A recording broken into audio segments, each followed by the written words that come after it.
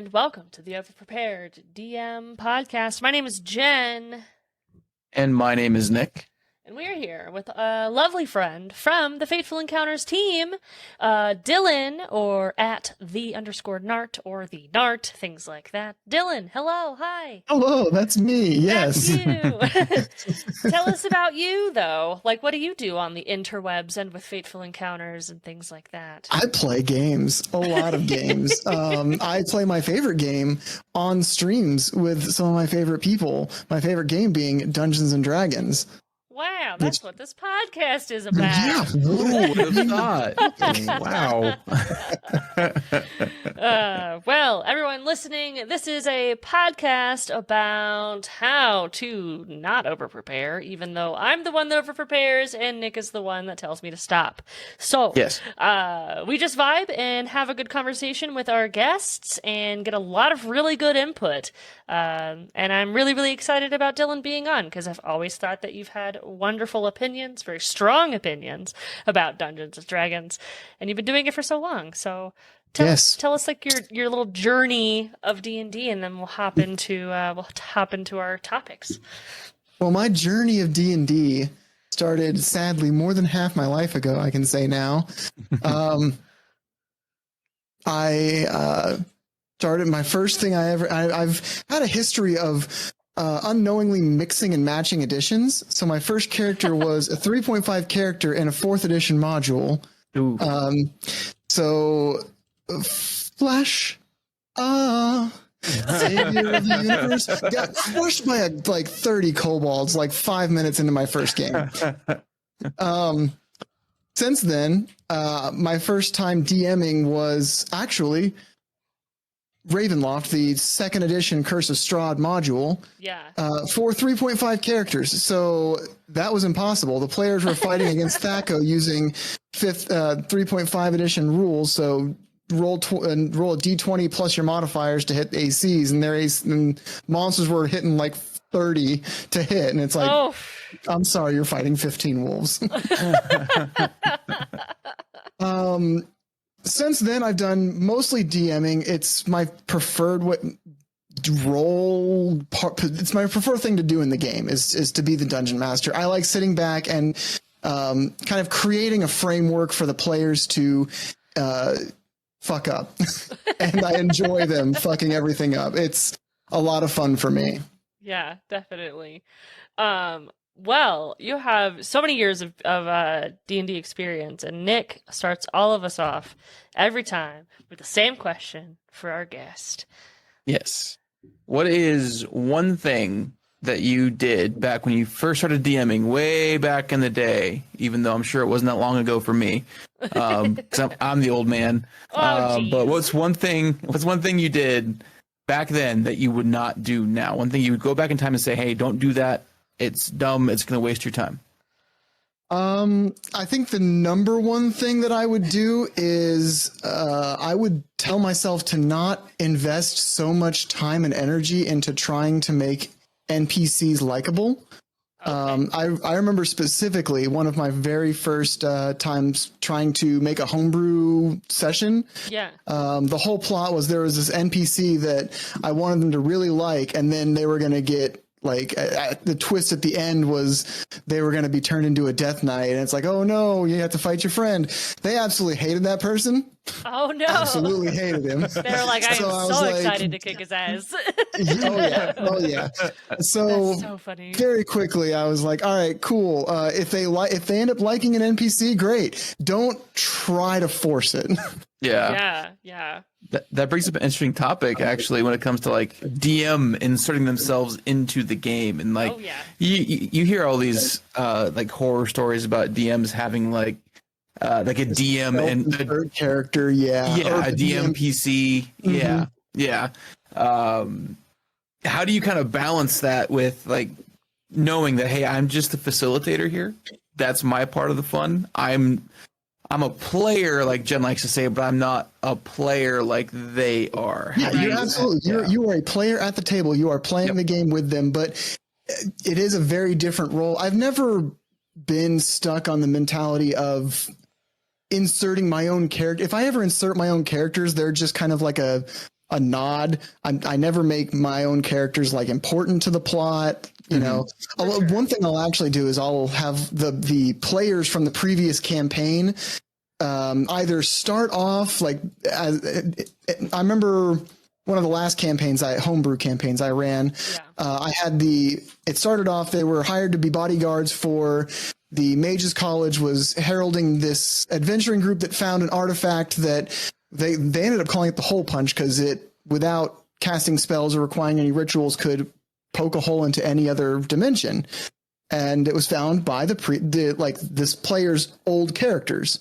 And then Drow attacked, and they had night vision goggles and magical darkness, and everyone got kidnapped and taken to the Underdark. But it was like a nice nod, like, these are the characters you just finished playing. Isn't that fun? Here they are. They're still adventuring and having fun. All right, anyway, you're in the Underdark now. Have fun. Yeah, I absolutely do the same thing. And I did that with Fateful Encounters, which I've talked about a ton on this podcast. We went from Oblivion Isles, which was the Twitch recorded podcast, I guess is what you could refer to it as. And I referred to some characters that were played in our off campaign. But it was it was a quick reference to them just for fun. And then I moved on. I wouldn't input them in and make it important or it's really just kind of like a nod to the people that know. So it's just kind of a fun smile moment. Almost. Yeah. And if anything, if any of the new players were interested in who they were, then at that point I would get more into it. And I do the same thing with NPCs. I kind of surface level plan NPCs because I said in the episode 1 that the thing that I did that I no longer do is plan every single person and their backstory and every single place and everything that's in that building and everything there. That's what I did. And I don't do that. I do very surface level, and I highly suggest you do this too if you're listening. So having been a player in your game, Jen, it was very fun to know that I could go into any shop and there was a quirky person with a backstory and things to do there. But from a DM's perspective, that is so much work for probably zero payoff. Definitely. And that's the biggest thing about, in my experience as a DM, is your time investment versus the payoff. Right. Yeah. And a little tip, trick, hack, if you will, is reusing stuff you've made.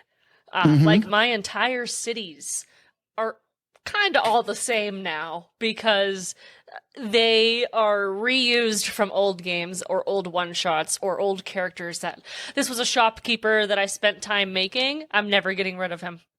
I'm going to use him in every game. Freddie Mercury is always a bartender at the tavern, whatever tavern my players are going to. He's the bartender. Yeah. He's the handsome mustachioed man who will flirt with anybody who wants to flirt with him. I always call that the Officer Jenny or Nurse Joy effect. That's a good way to think about it. And I've definitely done that in campaigns too, where you'll reuse the same character, but then you just kind of make it a story thing. Like it's either their family member or it's them. They just are traveling. They're a traveling store owner or something like that. What do you do, Nick, for reusing characters? Or do you reuse characters? I do sometimes. Any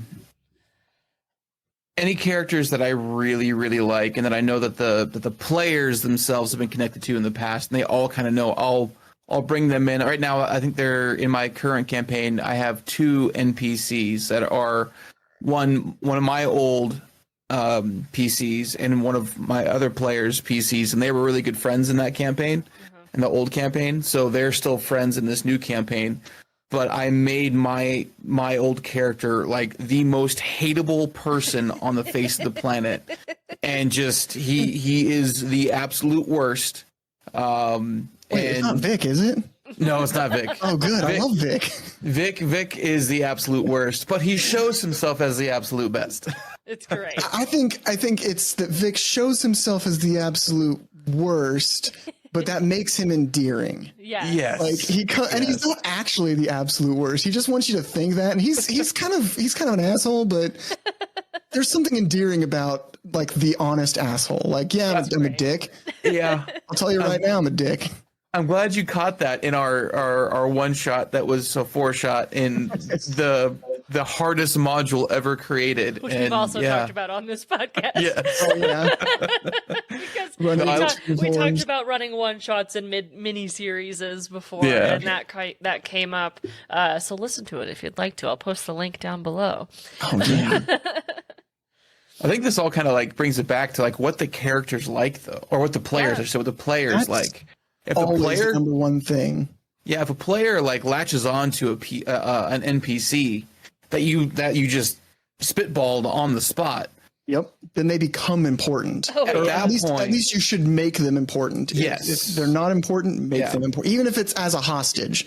They love the little old lady who's running the bar, and she's the only one who's there at the tavern, and she's doing a bang up job. They adopt this old lady. Great. Have the villain like threaten her business or something. Definitely. Yeah, absolutely. Make the characters care. Make them care, but also if you're a little nervous about the players getting invested in a character because you don't want to have that DM PC or you don't want the players to feel like you're inserting yourself in the game, you can always just ask them outside of game. Just say like, hey, like, are you guys okay with this person like following you around? That means that I'm gonna have a player, basically. Like, I'm gonna have a character with you guys. Do you want that? I had the hardest time with like NPCs as part of the party. I mean, I'm running Curse of Strahd right now for Fateful Encounters, and I have to constantly remember that Irina is traveling with the most important NPC in the entire module is with them, and I have to remember that and like, she would probably chime in and say something. Definitely. 20 minutes ago. Yes. Actually, I completely agree, and I find myself doing that. It's a DM flaw that I have, I would say, that I also forget about the people that they bring with them, or the pets that they have, or things like that. And we'll be 3 games in, and they're like, where's the blank? Where'd they go? And I'm just like, oh, they've been there the whole time. Or I'll say, I don't know. Go try to find them, you know? Oh, that's a good answer. See, I have a group that I run for every other Sunday just because I don't have time to prep for 2 campaigns twice a week. That's fair. And I'm trying to emphasize more like travel time and the little adventures that happen between destinations. Mm-hmm. And so they were traveling by boat, and I have each player roll D% just to see what happens, go down the list for every day they're traveling. Yeah. And one of them came up on, there was a Kenku and a little girl who survived a shipwreck, and they're floating on some flotsam in the sea, and they rescue them. Yeah. And like that's all it was. I just found a random table for things that you can find on the adventure. Right. A D100 list of things to find. And they got really invested in these characters. They wanted to know what happened. So they were like, okay, Dylan, are these people important to the plot? Are they like, or are they just here as like, I was like, they will be as important as you want them to be. If you care about what happened to them, I will make stuff up and we can make it a whole plot. That's true. So don't worry about it. It will be as important as you guys are invested in. That's true. And kind of the context with which you mentioned these characters, you talked about travel time. And that's something that I think is so, so, so important in campaigns. I do think it's less important in one-shots, and we'll get into that. Yeah. But traveling, I think Nick does very well. So I'll just pass you the mic. Yeah, let me know what you do, Nick, because Let's talk about traveling with a party, with a group, with people. How do people get interested in traveling? Mm-hmm. I have a couple of things that I do. If it's like a really, really long distance, I'll basically kind of write out a real quick, like 2-paragraph blurb. I'll explain the day-to-day and just do like a long time skip.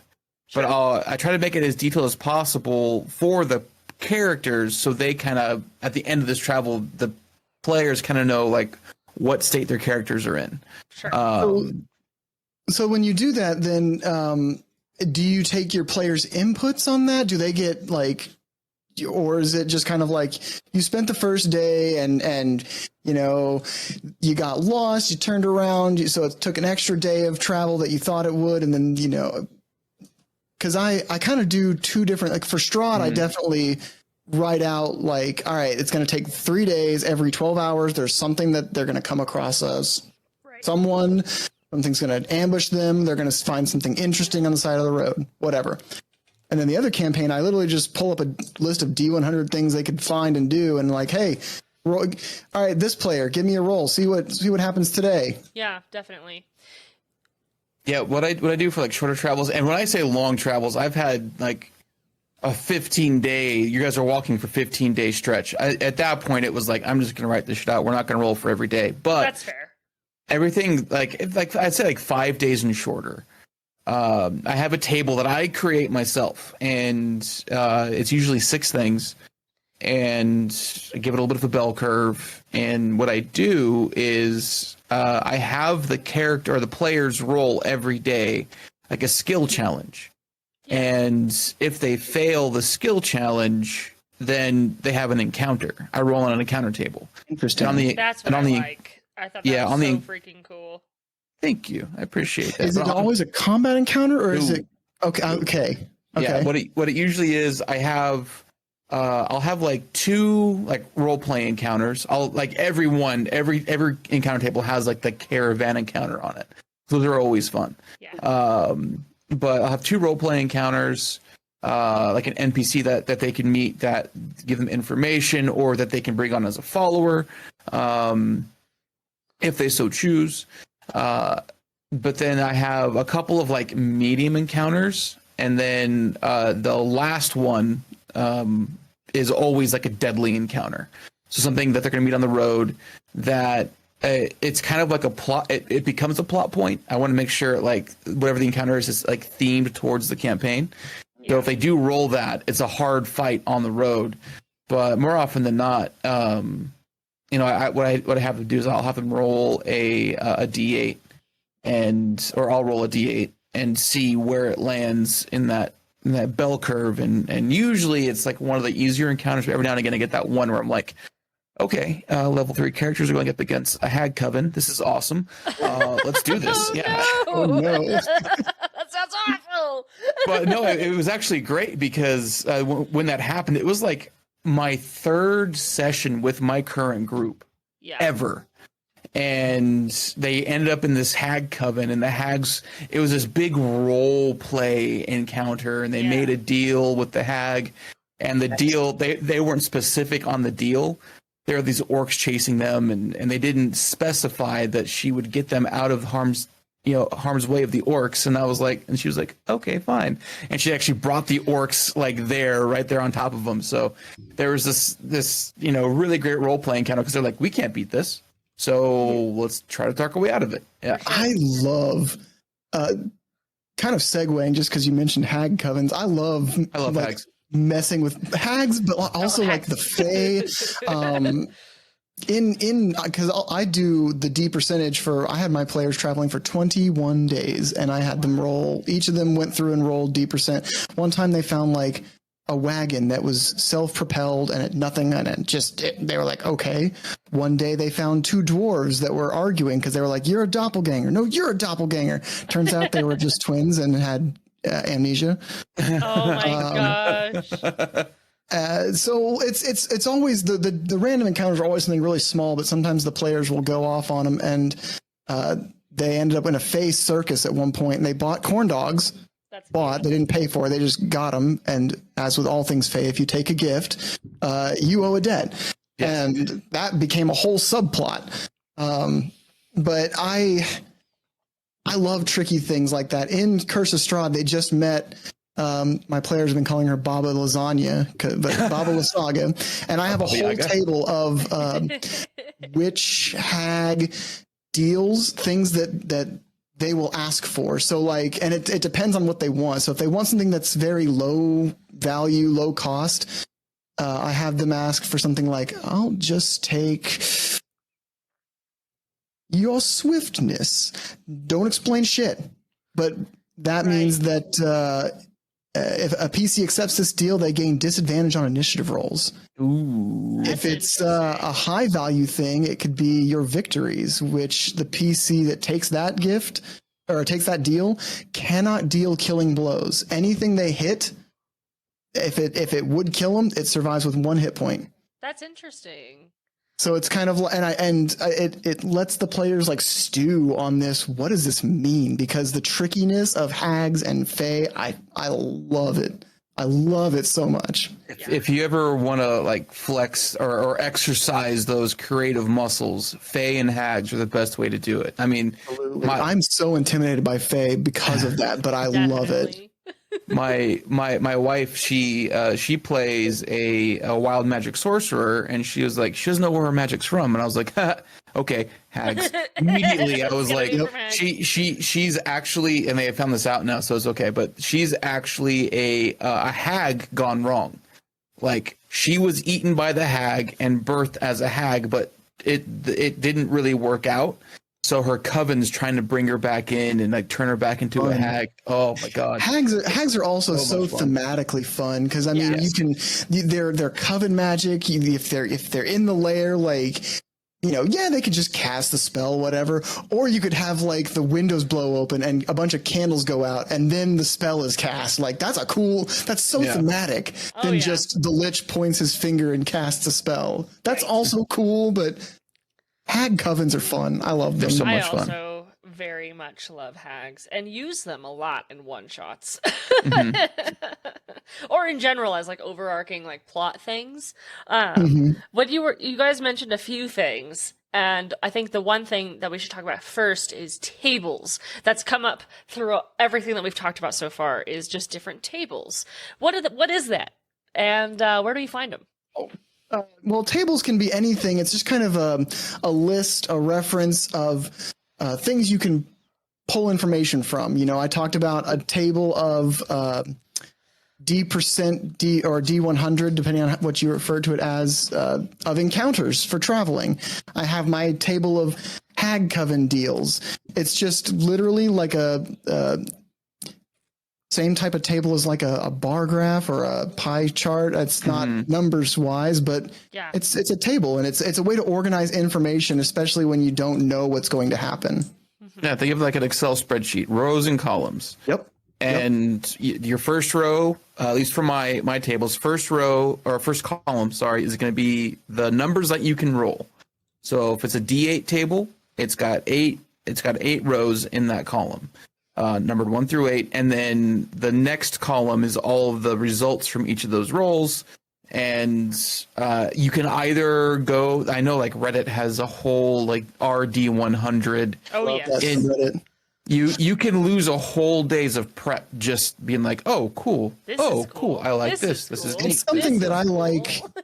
Yeah, it's something that I like to have to save time on prep, honestly. Yeah. Because if I'll find a list of D%, like for travel, like for example, I'll just find a list of D100, D20, whatever, of things that can happen, and then I don't have to prep, or I can just roll them myself beforehand. I don't have to think, okay, day 1, what are they going to encounter? It's just roll that dice, see what happens. Doesn't matter. Yes. And the beauty of a lot of it, improv as well. Yeah, so exactly what I was going to say, because it's usually just like one line, not very descriptive. It's not like, you fight a bullet and it's in this terrain. It's just usually one quick line of content. You roll, you read it, and then from there you improv the rest to make your own, and it's great. Yeah. The perfect example is what I talked about earlier with the sea travel. They came across a kenku. It just said, you find 2 survivors of a shipwreck, a kenku and a little girl. And that was it. That's all it said. And the players were like, well, what happened? And I was like, okay, well, it was attacked. Not by, I don't want it to be a kraken or a sea monster. So it was attacked by something flying, and it cast a fire spell. And it turned out they eventually found out it was a succubus, and the little girl was actually the succubus. She was controlling that. She had her charm on the kenku, and they were like, whoa, cool. Not a not sexy succubus. And the succubus can look like whatever they want. They just have to come to your dreams and try to get you to do things. Doesn't have to be sexy. definitely. That's due to, all the media of what succubuses should be. There's a table that I really, really enjoy, and I've kept it tabbed for years, and it's a trinket table, and it has 5 different D100 lists on this table. It is so nice. So one of my reoccurring characters that I bring into every shop is an old grandma, but she's actually just like I know who this character is. We ran into her. Oh yes, you did. And she's always hobbling around. She sits in her chair. She's breathing really heavy. I use her in every single campaign that I ever run. She runs a trinket shop, and it's just a haphazard, horribly organized shop of stuff. And if you go in there, you can pick up something. You roll your D100, and then you roll as well, like a D6. And I pick what table I'm reading from, because as I said, there's 5 different ones. And there's things on here, they're crazy. There's a pet fly, which is just a fly on a string. Yes. An antique sword rusted to the scabbard. There's a slender wooden twig which cannot be used, cannot be broken by any man. Imagine the RP that could happen with that. So my kind of version of that, he's a little bit more funky, but I have Bartok, the traveling salesman, which actually I got from a friend of mine who was DMing. He had a traveling salesman who had he sold magic items, but they were always joke items and Bartok talks kind of with a snagglepuss. You guys ran into him, and Jen bullied him to get a bunch of stuff for very cheap. He sells things like the Book of Exalted Deeds, but it's not the one in the Dungeon Master's Guide. It's not the really powerful artifact. It's a book of who owns what rich man's house. Yep. It's a book of exalted deeds to houses. Or there's also the never melting candle, which you cannot light it at all. It will never melt because you can't light it. Well, it still won't melt. I've had players use it to plug up a hole in a volcano, and it won't melt. But you can't light it. It's just a hunk of wax that can't melt. Yeah. But my favorite one is the bag of withholding, which is a bag of holding. But if you want to get anything out of it, you have to make either a charisma, intimidation or persuasion check. So funny. Talking so you have to bully this bag to get your shit out of it. Give it back to me. I've always just had the funniest mental images of people screaming at a bag in the middle of a store or something. Give me what I'm asking for. I brought the crown to you, my king. The quest item, the MacGuffin that will solve this whole campaign. Seriously, bag, give me this fucking crown or I will rip you in half. I don't care if it will cause a rift in space and time. Yes. But what's fun about these characters and these random items is that it really tests the characters' roleplay as well. It tests their creativity, because some of these things on these tables, like this one here, number 97, a quiver of 20 arrows that degrade quickly after impact, leaving no trace.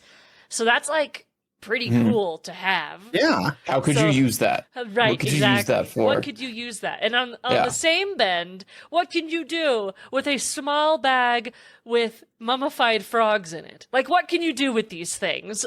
There's cool things, there's weird things, but people are so creative, and I love these trinket tables or these weird tables and things, because it really brings out that's the best part about D&D is your players will do things that you can never plan for or expect. So throwing weird things like mummified frog legs or arrows that disintegrate shortly after being used, they'll come up with, not all the time, but more often than not, they'll come up with really creative, cool ways to use that stuff. Yeah. Yep. As long as you're open to listening to what they're trying to do, then you'll find something maybe cooler than you planned. So that's always been the hard part for me as a DM, though, is knowing when to balance yes and yes but. Because as the DM, our jobs are to create struggle, strife, things to challenge the players so that they're not just walking to the end of the game.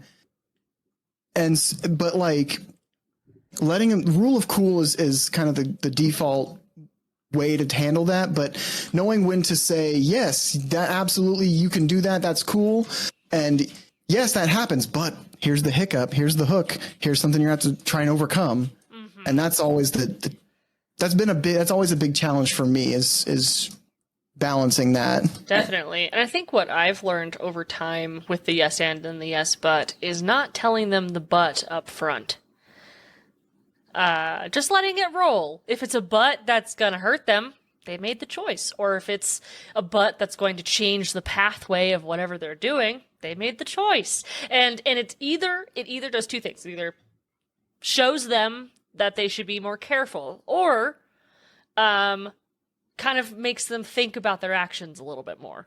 Like like they either shouldn't do it, or they should probably not just do whatever they want. Yeah. Well, that's just the consequences of their actions, though. That's something that's long standing, and I the consequences of my own actions. Yeah, exactly. It's something that I keep circling back to my Curse of Strahd game, but I'm just having so much fun with it. I mean, it's an active game that you're currently doing that you can that's see true. on Tuesdays at Fateful Encounters. That's right. That's right. But like the players, I introduced them to, so running Curse of Strahd, whenever I'm prepping for it, I keep in mind that the theme that I want this Curse of Strahd to be is hopelessness. Mm-hmm. There's a lot of themes that can be used in Curse of Strahd, but I want, like, the one that I want to stick out is hopelessness. So, and that involves a lot of giving them some hope and then showing them that it's kind of pointless, so that when they do overcome it, it's even more dramatic. But one of the good examples of that is there's a town where their mayor essentially is like, everyone's going to be happy. If you're not happy, I will throw you in jail or exile you from this town. In the forest, there are zombies and werewolves and ghouls and ghasts, and it's awful. So you don't want to be thrown out of town. So you better fucking be happy. Yeah. The players overthrew that person and put someone else in charge. Well, it turned out that other person was actually super loyal to the vampire overlord of Barovia. So there you go. Consequences of the actions. Yeah. That's a yes, but. Yes, but for sure. Absolutely. What do you think, Nick? You know, I don't really try to balance it. I roll with it. What I'll do is, if something comes up where I'm like, oh fuck, I didn't expect that, you know, yeah. I'll make note of it and I'll stew over it for the week before while I'm prepping, and I'll tie it in and you know, make it part of the story. But what I've actually started to do is I've started to put things right in front of my players. That's like, I know you're going to do this. I know you shouldn't do this, but I know you're going to. You know you're going to. So let's explore these consequences. Those are always the best. So in this current campaign, there's been this order of acolytes that have been like really messing up the party the whole time. But they're at the level now where they can just wipe through a whole team of these guys like it's nothing. Right. And they did that. They attacked a whole, like, 6 of these you know, these acolytes. Actually, enemies have bounded one of them, so he's casting Finger of Death at his friends, and it's just, oh my, it's great. But in their little tent, there was this mirror that was a portal, and this grand wizard was coming through in and out, and he's like a big bad. He's like an archfiend, like in human form, and they are like, screw these guys. Let's go in that portal. Yeah. Let's forget about this ancient temple that's holding a Tarrasque at bay, which is what they're trying to unearth, and the party's like, no, we got to stop that. Instead of stopping the unearthing of the Tarrasque, they're like, let's go through this portal, and they wind up like way behind enemy lines in the city that they should not be in the tower of this Grand Wizard, who's like, oh hi, and he closes the portal behind him. Now it's like, okay, now what do you want to do about this? So yeah, it's always a lot of fun. Just instead of like giving them the opportunity to mess you up, give them the opportunity to mess themselves up, and they'll usually do it. It's fun. Oh yeah. That's, I mean, I just love being a DM for the drama moments of like that, where the players, they get to be these great heroes and they make these choices. And I mean, I don't know. That's just that stuff like that's what I love about being a DM. I know some people who play D&D, like the DM is against the players and trying to win or something. And that's certainly a way you can do it. But the DM is, you're just here to make a good story. That's our job.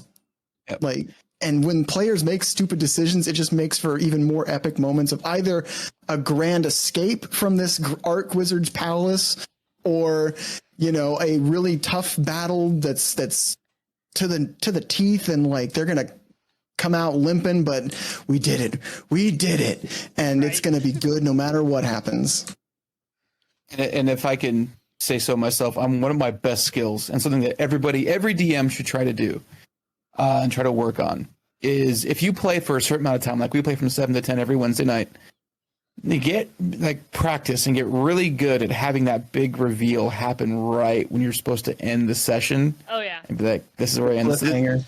And that like 3 times in a row where they're just like, can we keep playing? We're done. And yeah. I'm thinking in my back of my head, yeah, we can, but guess what? We're not gonna. We're not gonna. That's a good mentality to have too. Of we could keep going, even if you're cutting it short. Like if you play from 7 to 10, it's like 9:30. If you cut it short and just let this is a great 30 place minutes to end. early, like finding that good spot to end is I don't want to say essential, but it's always good. You can't. You're not going to get it every session. You're not going to have a great cliffhanger necessarily after a shopping episode. That's but what like, I was thinking too. but the more you can do it, it just makes it makes for great D&D content. Yeah, and definitely, even if you have, you can integrate it throughout the game, especially if your party splits. You can work with one little group, and then give them a little, and you see, and over here we blank and do this. Yeah. Mm-hmm. Yeah. Doing it mid-game and just like, all right, so you're talking to this fiend who is maybe going to make a deal with you, maybe rip your head off. We'll see. You're having a nice little back and forth. All right. So what are you guys doing over there with the farmer? You know, you're talking to his cow because you got the druid with you. What's going on over there? Just let him stew with that. Yep. They found who murdered the farmer, and it's a devil. And what's happening over there? Well, we're going to go see what's happening to the people investigating the cows over here real quick. Yes. And it not only does it keep everyone engaged, but it keeps everyone kind of interested in each other's stories, because you'll notice sometimes, especially in person, if someone's not actively playing, they may get on their phone. And that drives me crazy. I talk about it all the time. But I try really hard to get people interested in the other side of the story, like especially if they chose to split. It's not like your time to take a break. Like you could still be involved because I'm going to call on you at any second to like talk about what you're doing as well. And I try to do like an even split. Like if I feel like I'm doing too long with one group, I may just cut my sentence and just check on the other people to make sure they're getting role play time and make sure they're getting to do what they want to do. So it's not just like a 20-minute session with 2 people and the other 2 are sitting there waiting. You know what I mean? Really good point. Because especially if, you know, like I had last week, my players ran into Baba Lasagna, and 2 of them went up into her house and was talking to her, and some of them were like, we'll wait outside, you know, just in case. And I got really into, all right, you're having this conversation.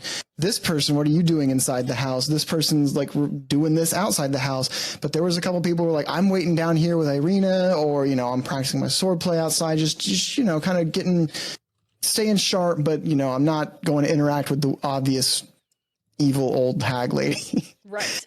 And it's difficult sometimes to stay like, hey, I know you're just outside swinging your sword for practice, but what do you think? What are you thinking? What's going on? That's an improv skill for DMs to come in and say, this is something you see outside. What's going on? Right. But And also, some Definitely an people important may skill. not have an answer. Maybe they'll just say, no, like, I'm just standing outside, Yep. and that's their plan, and that's what they wanted to do. And you just have to make sure that you're also giving that opportunity, especially if you have other Yes. people doing something important. Yeah. The opportunity. That's the important thing. That's a good way to put it. Yeah. Yeah. I actually, the first time I played Vic, who, for those of you who are listening who didn't watch the 1-shot, 4-shot Tomb of Annihilation that Dylan ran for us, and you killed my character, which was great. I played a character named Vic. He's a tiefling paladin of Bane. He's not a great guy, like we said before, but one of my big things for him is in his sword, he has the soul of his lost love, right? And she just emanates like lightning and the energy. And when he prays in the morning, he prays to his sword, and that's how he sets his spells in the morning. But in the campaign I was going through with him, there were never those moments. Like you can never, like, you didn't have time to do those things. And my wife and I ended up leaving that campaign because we were like, this is obviously your story. This isn't our story. So, Right. It's time to step away. That's such a. Sorry, go ahead and finish your idea. But I have. No, go ahead. Yeah, that is such a important thing for DMs to do, is to, it's one thing if your players are like, I am Bill the fighter and I want to have an adventure. Right. That's fine. If your player has a backstory, first of all, if your players have anything, they should be communicating with the DM about it. Like, yes. there should be, your players should feel comfortable, and you should ask, like, hey, what's your backstory? Obviously. Right. But maybe not obviously, but it is something that you should do. And if your characters have a backstory or something big like that, it should be not only like brought up, but I try my damnedest to tie in my players' backstories to the main story. Definitely. Like, it needs to be either having a dramatic reveal or from the beginning, front and center, because if it's the reason why your players are the heroes, not any of the adventurers in the world. Why are you guys the ones here to fix this problem, or why is it their problem to begin with? Definitely. Yeah. I think, and you can do it very simply by just like theming a dungeon after a character in a game, like I did with one of Dylan's characters. Yep. Or I got paralyzed. or having family members in you're passing through town and you meet people's family members, or people get letters. Like, you can tie in people's backstories, I would say, fairly easily. But if you can't, then maybe that's a conversation you should have session 0, as we always talk about. Session zeros are... It's the most important session. You want to make sure that your character also fits in the world that it's playing in. If they have a backstory and you're like, this is great, but... Because you want to, it's a collaborative thing. You obviously don't want to stifle people's creativity and say, no, this doesn't work. We're just going to talk about how it can work and maybe some little minor changes or something like that, because you want everyone to have fun. And if you're walking around feeling left out because your backstory isn't coming up, but you also never talked about it in session 1 or made up something that just hasn't fit at all, then it's really hard for the DM to do that. And you just got to remember, it's a collaboration. You gotta be talking to them about it so that they can tie it in and do the big reveals for you, and you're not doing the big reveals for the DM. You talked about something right at the beginning, and I want to touch on it. You said that you mix and match editions occasionally, or at least you did. And I want to talk about that because I do that a little bit. I use the rule of flanking, which I don't even think is a 5e rule. I'm pretty sure it's a 3.5, right? It's a 5e optional, like an optional rule. They have flanking as an option, but it doesn't give any mechanical benefits except for rogues can sneak attack, and even then that's because rogues have an enemy within 5 feet of them. Yeah, definitely. But what are some rules that you've taken from earlier editions, since both of you have played for a really long time? What are some rules that you've taken from earlier editions and still use? And what are some rules that you hate? Let's go both ways. I forgot. I think it's 2E, and Dylan, you might know this, but like the spell system was you learn your spells at the beginning of the day, and then when you use them, you forget them. I know it was big on like Dragonlance and all of that. I think that's cool, but I don't think it works anymore. But I mean, if you want me to tell you any rules that I hate, just open up a 4E book. I'm one of those people. 4E tried something new. I don't think it did very well. Yeah. It turned D&D can, if you have the wrong group, I shouldn't say the wrong group because they're having fun regardless, but if you have a certain group of people that play a certain way, they can be very role players, ROLL, role players. They just want to play a video game on tabletop. That's what 4E was. There's nothing wrong with that. If that's how you have fun, that's fine. That's what 4th edition forced everyone to do, basically. Mm-hmm. Yeah. For me, it's not so much rules that I'm like from previous editions. There's mechanics and things that I wish they would bring into newer editions. Like what? Well, when we put on my old man grandpa, I'm going to complain things. Back in my day, we had prestige classes. Prestige classes were so cool. It was a super, like, in 3.5, there were things like, there's one that has like 3 levels. It only goes 3 levels deep, and then you can't take any more levels of it. But it was like, there's the Blackguard.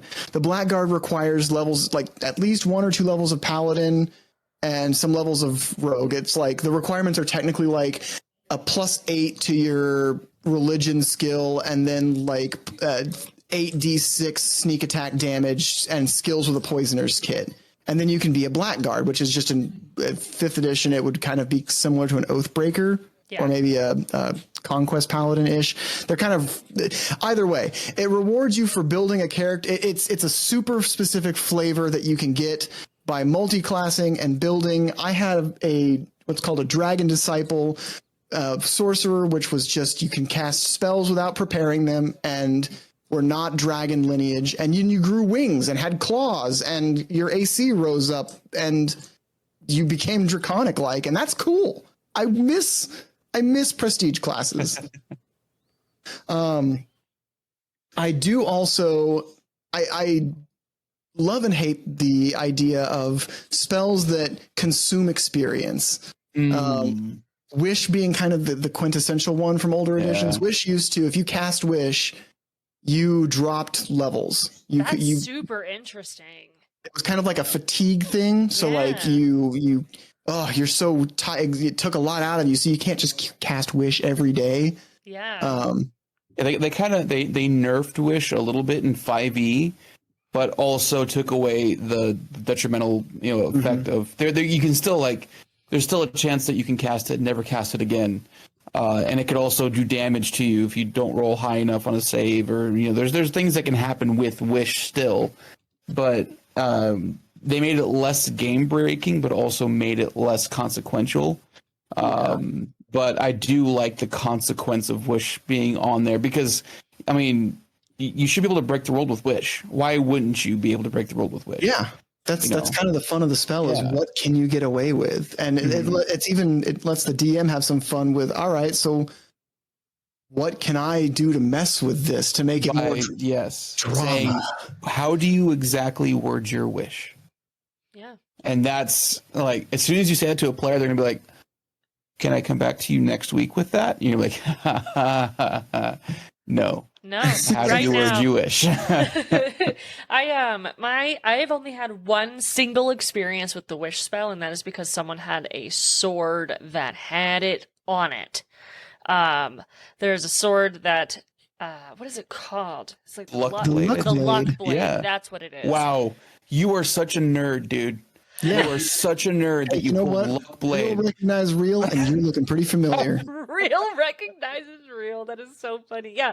So I had one experience, and that was because there was a luck blade. And so I didn't even read the weapon that I gave out as a DM. Big mistake. But Jen. But I know it was the 12-person group, it was fine. New DMs out there, read every item you give to the players. The most I had was 10, and that was too much. Conversations about my 12-player group, and Nick every time is like, "You're insane." 12 too many. It's not. It was a great time, but it was still very difficult for me. Yes. So I gave out a luck blade as like a big prize, basically, and I was like, "It's great." And like the rogue took it. So the rogue was hiding during a vampire fight where there were like so many vampires. It was like deadly, if not death only encounter. They walked into it. They had many warnings for weeks. They still walked into the encounter, and I was like, well, here we are. So he decides for the first time in the entire time that he's sat at the table to read what his stuff does, because they kind of started getting nervous that they might die. Like, I didn't tell them this for weeks. And so he's reading, and then suddenly I see this little hand pop up on the other side of the table, and I'm like, yes. He goes, I'd like to cast Wish. And I'm like, you would like to what? So he read his sword, finally, after having it for like 2 months.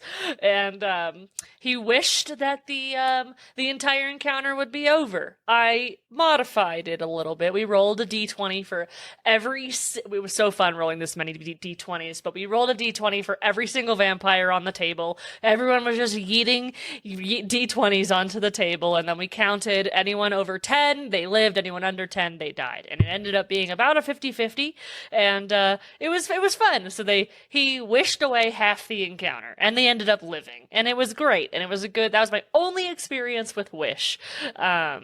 But we I ended up, I think, taking the blade away, not like as a punishment, but like through time, because he started being like, I wish for this, I wish for that, I wish for this. I was like, all right, I hate it here. Well, yeah, correct me if I'm wrong, the Wishblade only gets a maximum of 3 wishes, and you can often give them a luck blade that has like 1 or 2 of them already used. Yeah, and this was definitely one of those things that you know too little about it, so you kind of just let it go. And I was like, okay, sure, whatever, I trust you. And this was, you're reading it, so you know what it says. Yes, living and learning as a DM. These experiences that I've had, I now know that it is very expendable. And if you're listening and you're a new DM, guess what? Read all the items that you give to your players, because they will abuse it if you let them. And yeah, the luck blade, anything that gives your characters wish, you shouldn't do it unless you're prepared for the consequences. Or the deck of many things. Yes, I almost said many fates, because that's what it shows. But the deck of many things is another one that's if you're going to use it, be prepared. Know what you're getting into. Yeah, because it's a lot. Yeah. Let's talk about that. Maybe a new DM wants to play a game and is like, I want to know what the deck of many things is. That seems fun. What do you think? It can be. Be prepared to have your entire campaign you've planned be thrown out the window, because it will do that. No, I agree. Yep. The deck of many things is a wondrous item that is a deck of playing cards that you can you present it to your players probably as a reward, or they find it somewhere in a box, and they have to before anything say how many cards they're going to draw from the deck. Yeah. I'm actually gonna grab a DM guide. I already have it pulled up right here. That's my face is all lit up. Yeah. Yeah. Perfect. So you already got it. There are things on here. So some ones that come to mind are you get a castle lordship and a squire. Yep. Or your soul is trapped in another dimension and your body is inert. Yes. Your friends have to go save you. So let's say that you have a noble in your party. You're DMing and there's a noble in your party. Your character, the character is kind of like higher up and has land, owns land, and there are people that work this land, and that's they have a city that they preside over. You know exactly what I'm looking at. So there is ruin. All forms of wealth that you carry or own other than magic items are lost to you. Portable property vanishes. Businesses, buildings, and land that you own are lost in a way that alters reality the least. Man. Any documentation that proves that you should own something lost to this card also disappears. So that character could literally lose everything. Yeah. Except their magical items. That's huge. Yeah. Yep.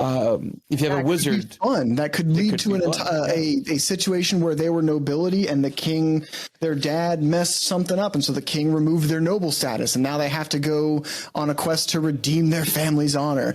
Great plot hook. It's not the one you wrote. Yep. Right. Definitely. Yep. Yeah. Or a good one too. Like say you have somebody who multi-classed into wizard, and they barely meet the intelligence threshold to multi-class into wizard. The idiot card permanently reduces your intelligence by 1d4 plus 1. Ooh, so all of a sudden, you could lose 5. Yeah, Ooh. yeah. So let's 2 say to you 5. That's let's say they're 8 levels in fighter, and 3 levels in wizard. All of a sudden, they're just an 8th level fighter. Yeah, effectively, they're an 8th level character. Yeah. There's so many like bad things that happen. I mapped it out. I think it's a ratio of like 40% good to 60% bad. Yeah. It's like slightly leaning towards more bad things than good, but some of the good things are incredible. Like you get 1d4 plus 1 wishes. Yeah. You can get 5 wishes, and we've already gone over how wishes can just really make the game easy for you. What I think this segues a little bit into the last topic I wanted to talk about was one-shots, and I think wish spells and the deck of many things belong in one-shots. And that's a strong opinion, and I stand by it. But I want to hear you guys' thoughts, and also let's talk about one-shots. My only qualms with that statement is the fact that you'd probably give them as a reward for one-shots. And it's how much fun are you going to have with the wish spell at the end of a one shot? You can use it to wish for the resolution of the character's backstory that you've made, but outside of that, like they kind of lose their fun when it's like my character's soul gets trapped in another realm. Well, oh well, right? You know, I agree that that's kind of the best place for them, but it's also like it's losing kind of the spirit of these items and spells. Yeah, and that's why I am the DM that is not willing to have them in my games. But I know a lot of people who are, and that's totally fine. That's me. That's me. Well, I wish, but not the deck of many things. If I don't know where to go with a story, or if my players like really want it, I'll give it to them. But it's just, even then, like I'll take some of them out, like the one that traps your mind in another dimension. That one I'll just take out of there because I don't want to change my plot. Yeah, that's fair. Yeah, you could definitely add the things for fun, and you can like specifically skew it to where only the good cards are in it, something like that. There's a smaller version, like I think it's the deck of some things or fewer something like. There's a smaller version of the deck of many things that has some of the items removed, some of the bigger good and bad ones removed. I don't remember. I think it's in Xanathar. No, I don't remember where it is. It's somewhere. I've seen it. Yeah, I roll all of my hordes, and if I rolled it, it would go in that horde. So, I mean, it's a slight chance of it happening. I think it's like on Magic Item Table I, which is like the highest table. So you're talking like 15th to 20th level for your characters. And you have to roll on a percentile die. You have to roll an 81 to have it go. Which is a 1 out of 100 chance. Yeah. Right. Yeah.